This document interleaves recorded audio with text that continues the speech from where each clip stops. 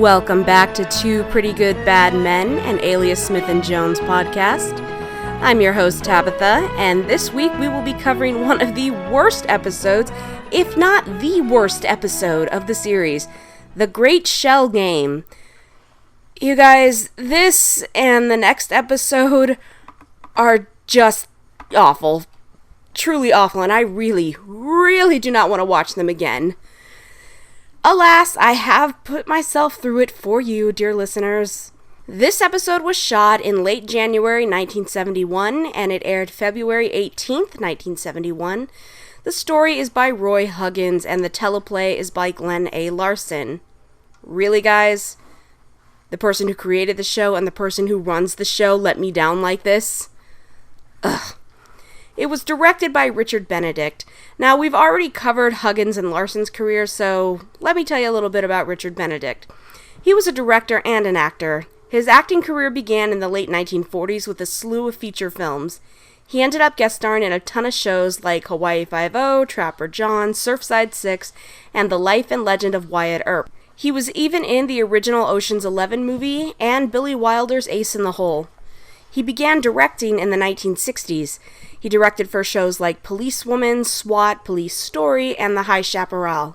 He has a total of 3 ASJ episodes to his name, and according to the notes in an early draft of the script, Benedict was described as a director known for his stable family life.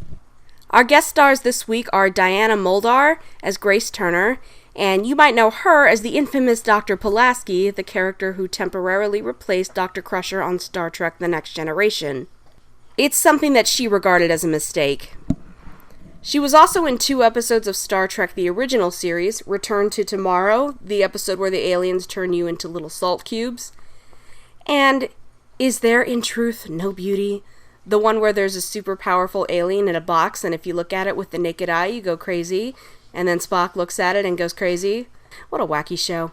She did a lot of other television work too, like 5 episodes of Dr. Kildare, 15 of McCloud, and 24 of L.A. Law. She also did the voice for Dr. Leslie Tompkins in Batman the Animated Series, and she was in a wonderful movie called The Swimmer with Burt Lancaster. Highly recommend it. Next we have Sam Jaff as Soapy Sanders. Soapy will be in a couple more episodes later on, and Sam Jaff was in The Asphalt Jungle, got an Oscar nomination out of it. He was in Ben-Hur and The Day the Earth Stood Still. He starred in the medical drama Ben Casey alongside Vince Edwards, and got an Emmy nomination out of that. He was also one of the many that was blacklisted during the HUAC hearings of the 50s, and from everything I've read, he seems like he was a good person. Then we get Peter Breck as Chuck Morgan, and he was no stranger to westerns. He starred in the short-lived series Black Saddle, and the fairly long-running series The Big Valley, and Big Valley is what I know him from. He also guest starred in a ton of TV westerns around that time. He even played Doc Holliday in 5 episodes of Maverick. And he's the lucky one who gets the special guest star credit this week. You'd think it would be Academy Award nominee Sam Jaff, but no, apparently not. Now, this episode is notable in the worst kind of way because it is the only one where Hayes and Kid have no screen time together. Not one single frame. It's kind of split down the middle, with the first half being a Hayes episode, where you're not really sure what's going on and you're getting more frustrated with it. And then the second half being a Kid episode where you find out what's going on, and Grace Turner is the connective tissue between them. It's honestly filmed in such a way that if I didn't know about the scheduling issues that caused episodes like this to exist, I would assume that Pete and Ben just hated each other and refused to film together. Luckily, that was not the case, and they were just in a really rushed situation, and in my opinion, Huggins didn't write his way around it well enough. The whole episode is a long con on Grace, who does have it coming, don't get me wrong, but there's a lot of con episodes this series, and they're typically my least favorite. But at least the other episodes actually have our boys together.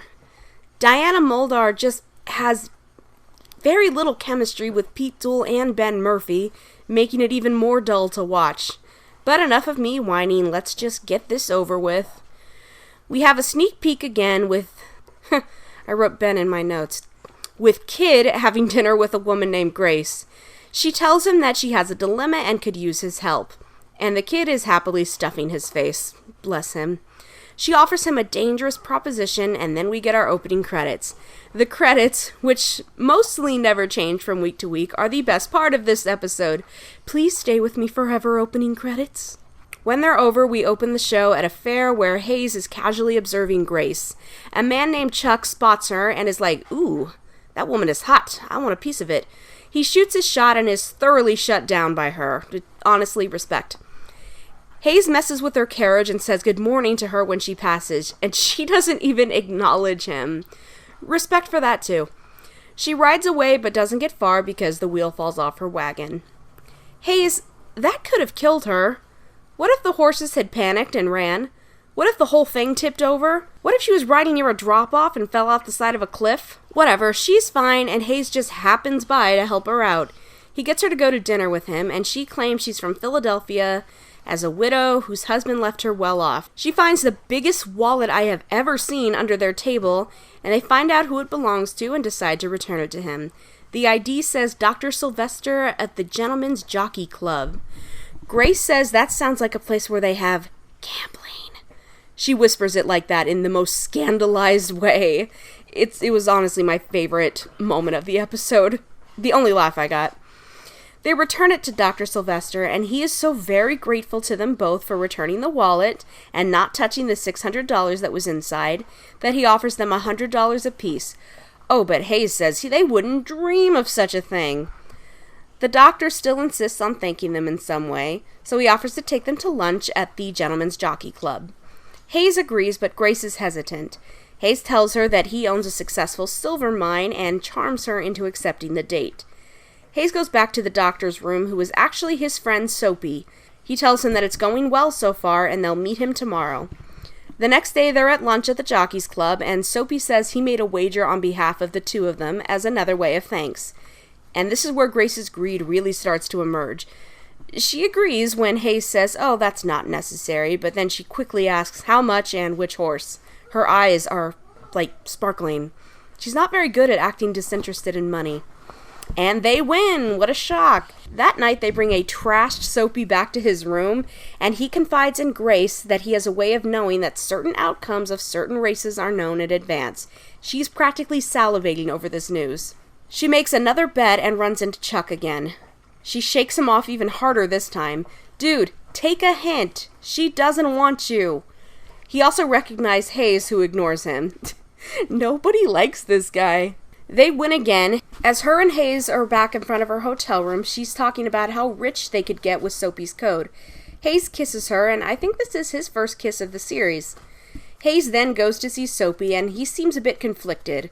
Soapy is a retired con man who's living well, but Hayes is his friend, and the implication is that Hayes saved his life a couple of years back, so he owes him. But he also says he's happy to do this for him. Soapy senses that Hayes is kind of in a mood. He asks him if he's fallen for Grace. He says if he wants to put a stop to this, he should say so now.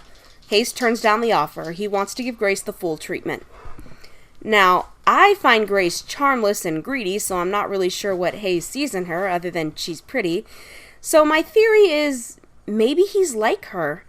I mean, he has charm oozing from his pores, but besides that, he gets his eye on a prize and can get pretty single-minded about it. He also likes money. He really likes making money. He didn't stop robbing trains and banks out of some kind of moral crisis. He stopped because it wasn't profitable for him anymore. And sometimes I think without the kid around to humanize him and make him care about things, he could be a lot more like Grace. But that's just my headcanon. The next night, the trio are having dinner again, when Chuck comes up and leaves Hayes with no choice but to introduce him. He wants to dance with Grace. I love Hayes when he says, "You won't step on anybody's toes, will you?" Kind of a way of saying, don't screw up what I've got going here. Hayes actually does know Chuck from his days with the plumber gang, so that's a win for continuity. Soapy lets him know that Chuck won't talk because he's part of the fake jockey club. Hayes walks Grace back to her hotel room for about the 12th time in the last 20 minutes, and now she's just being very openly greedy. She wants another wager, and she wants to win big this time. They go back to Soapy's, and he agrees to one more wager. But Hayes pushes it even further and says he and Grace will go in at $25,000, and she's like, whoa, that's a lot of money. She says she can't even raise that much money, and if she could, she wouldn't risk it all on one horse. Spoiler alert, she absolutely does have that much money. Or at least 10,000 of that money. Hayes puts her mind at ease by saying they'll give the club $2,500 in cash and the other $10,000 in personal checks. I do love this bit at the fake club when there's nobody to con, so they're all just actors kind of chilling. Yeah, the entire club is fake and filled with actors. The bell rings, signaling a mark is coming in, and all of them spring into action. It's funny. Soapy tells them that the club, on his say-so, will accept their personal checks and which horse to bet on. Then he says he's got a train to catch and hauls ass out of the episode. There is a Soapy-shaped hole in the wall. See you some other time, Soapy. They win, but the fake manager / head con man says he can't turn over their winnings until their checks clear. But because Grace's bank is in Philadelphia and Hayes's is in San Francisco, it'll take at least a week for them to clear. The man says he's terribly sorry, but that's club policy on all checks. Hayes asks if it would be alright to buy their checks back in cash. He agrees. You guys, this is so boring. This is honestly taking me multiple viewings to even pay enough attention to figure out exactly what the con is, because I just kept zoning out. Hayes makes it back to the hotel room where Chuck is waiting for him with his gun drawn.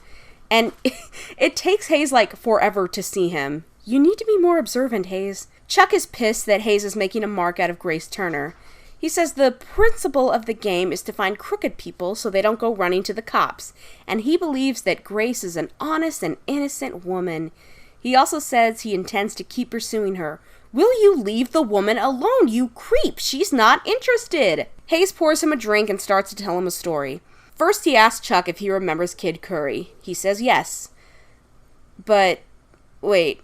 Hayes knows Chuck from his days with the Plumber Gang, and the kid wasn't in that gang, so how does Chuck know the kid? Anyway, we now flash back to the kid portion of the episode. The two of them got a job delivering an important legal document in Mexico, but they didn't both want to go, so they flipped a coin and the kid lost. So Kid rides into a town called Hidalgo and discovers that the address to the letter doesn't exist. And we will never get an answer to what the hell this is all about. What was this document? Who sent it? Who was it for? What was the point of hiring them to deliver this letter to an address that doesn't exist? This genuinely makes no sense. Whoever hired them surely wouldn't do it for just no reason. But the episode just never addresses it. Not important, I guess. In another episode, this would be the plot. I mean, this was the best excuse they could come up with to get the kid to Mexico? Just say a posse was after them and they had to split up. Grace happens to be there and spots him. She tells him that his horse has just been stolen, so now the kid is well and truly stuck. He's got no money and no transportation. Chuck asks Hayes why he didn't go to the sheriff, which is a stupid question. I don't even know why it's in the episode. Why do you think the kid didn't go to the cops, Chuck? Give it your best guess. Kid sees Grace eating at a local restaurant, and now we're back to the sneak peek. She says there were 3 men that stole his horse. She didn't get a good look at them, but she thinks they were Mexican. In Mexico. You don't say. And the kid basically says the same thing. She splits her dinner with him and says she's been waiting for a Bannerman detective. That's another point for continuity. You know, for experienced outlaws, Hayes and Curry fall for some easy tricks sometimes. She says she has to transport $20,000 in diamond across the border into the States. She wants him to be her bodyguard. So the next day they board a stagecoach, which promptly breaks down. Do you see what I mean? Never trust the stagecoaches. Grace decides to cool off in a little river nearby, and the kid is waiting for her on the shore. But he's not creeping on her. He can't see her. They're talking to each other, but they can't see each other. While she's getting dressed, she discovers a rattlesnake coiled and ready to strike. She calls for his help, and he shoots the snake dead. He does this a couple times during the show, too. She falls into his arms, and he comforts her. That night, they're having dinner again.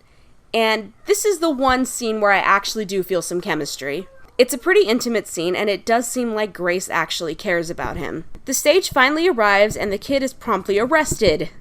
Yep, she conned him good. She recognized him the moment she saw him in Hidalgo. She was once a passenger on a train he stopped. Okay, so she recognizes the kid on sight.